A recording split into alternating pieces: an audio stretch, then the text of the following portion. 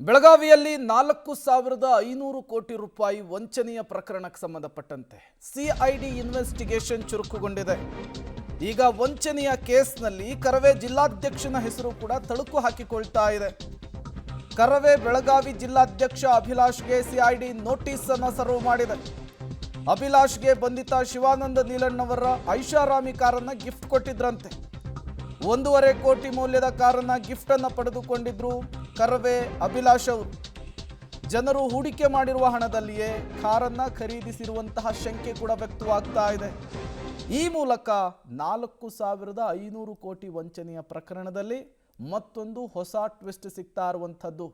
ಕರ್ನಾಟಕ ರಕ್ಷಣಾ ವೇದಿಕೆಯ ಬೆಳಗಾವಿ ಜಿಲ್ಲಾಧ್ಯಕ್ಷ ಅಭಿಲಾಷ್ಗೆ ಸಿಐಡಿ ನೋಟಿಸ್ ಅನ್ನು ಸರ್ವ್ ಮಾಡಿದೆ. ವಿಚಾರಣೆಗೆ ಹಾಜರಾಗಲಿಲ್ಲ ಅಂದರೆ ಅರೆಸ್ಟ್ ಮಾಡಿ ವಿಚಾರಣೆಗೊಳಪಡಿಸುವಂತಹ ಸಾಧ್ಯತೆ ಇದೆ ಅನ್ನೋದು ಗೊತ್ತಾಗ್ತಾ ಇದೆ. ಈ ಮೂಲಕ ವಂಚನೆಯ ಜಾಲ ಬೆಳಗಾವಿಯ ಹಲವು ಕಡೆಗಳಲ್ಲಿ ವಿಸ್ತರಿಸಿಕೊಂಡಿರೋದು ಗೊತ್ತಾಗ್ತಾ ಇದೆ. ಸಿಐಡಿ ಇನ್ವೆಸ್ಟಿಗೇಷನ್ ಚುರುಕುಗೊಂಡಿದೆ. ಮತ್ತೊಂದು ಕಡೆ ಯಾವುದೇ ಕ್ಷಣದಲ್ಲಿ ಬೇಕಾದರೂ ಕೂಡ ಇಡಿ ಅರ್ಥಾತ್ ಜಾರಿ ನಿರ್ದೇಶನಾಲಯ ಎಂಟ್ರಿ ಕೊಡುವಂತಹ ಸಾಧ್ಯತೆ ಇದೆ.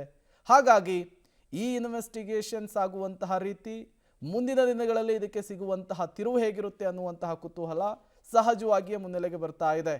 ಈ ಹಿಂದೆ ಶಿವಾನಂದ್ ಒಂದು ಕಾರ್ಯಕ್ರಮವನ್ನು ಆರ್ಗನೈಸ್ ಮಾಡಿದ್ರಂತೆ. ಅದು ಸಕ್ಸಸ್ ಆಗಿದ್ದಕ್ಕೆ ಜಿಲ್ಲಾಧ್ಯಕ್ಷನಿಗೆ ಕಾರನ್ನು ಗಿಫ್ಟ್ ಕೊಟ್ಟಿದ್ರು.